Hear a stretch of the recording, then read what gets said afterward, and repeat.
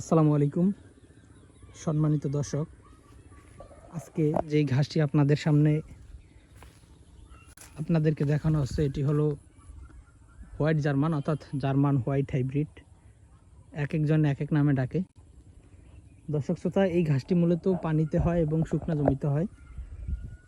এই ঘাসগুলো গরু, ছাগল, ভেড়া, মহিষ, গারল সব গবাদি পশুই খায়। তবে এটা যেহেতু চিকন, সে কারণে এটা ছাগল, গারলের জন্য বেস্ট হয়। এটা পানির ঘাস হিসেবে এটা ছাগলেও খায়, গারলেও খায়। পাশাপাশি এই হোয়াইট জার্মান ঘাসের পাশাপাশি আরেকটি পানির ঘাস আমাদের কাছে রয়েছে দর্শক, সেটি হলো এই যে এই পাশে রয়েছে, এটি হলো আপনার অজানা হাইব্রিড। দর্শক, এই ঘাসটি মূলত জার্মান হোয়াইট, এই যে পাশে যে জার্মান রয়েছে, হোয়াইট জার্মানটা একটু চিকন, আর এই হোয়াইট জার্মানের থেকে আপনার অজানা হাইব্রিড যেই এটা, এই অজানা হাইব্রিড ঘাসটা একটু মোটা। দর্শক শ্রোতা, আমি বলে রাখি, অজানা হাইব্রিড কিন্তু ছাগলে একেবারেই কম খায়, জার্মানটা বেশি খায়।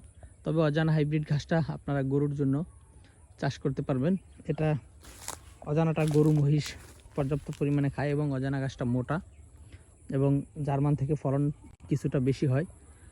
তো দর্শক শ্রোতা, আপনি যদি অজানা, জার্মান দুইটাই চাষ করতে চান, এই দুইটাই কিন্তু পানির ঘাস। দর্শক, এই দেখেন, এগুলো কিন্তু নিচু জমি। আমরা এখান থেকে ঘাস কেটে বিভিন্ন কাস্টমারদেরকে ডেলিভারি দিচ্ছি। আর এই যে সামনে দেখেন জার্মান ঘাস, এবং এই যে এখানেও কিন্তু অজানা ঘাস। এই ঘাসগুলো মূলত আমরা কাটিং কেটে পিস পিস করে কাটিং কেটে বস্তাবন্দি করে তারপর বিভিন্ন কাস্টমারদের ঠিকানায় পাঠিয়ে দিয়ে থাকি। তো দর্শক, আপনি যদি অজানা হাইব্রিড এবং জার্মান হোয়াইট এই পানির ঘাস চাষ করতে চান, তাহলে অবশ্যই আমাদের কাছ থেকে এই পানির ঘাসের কাটিং সংগ্রহ করতে পারেন।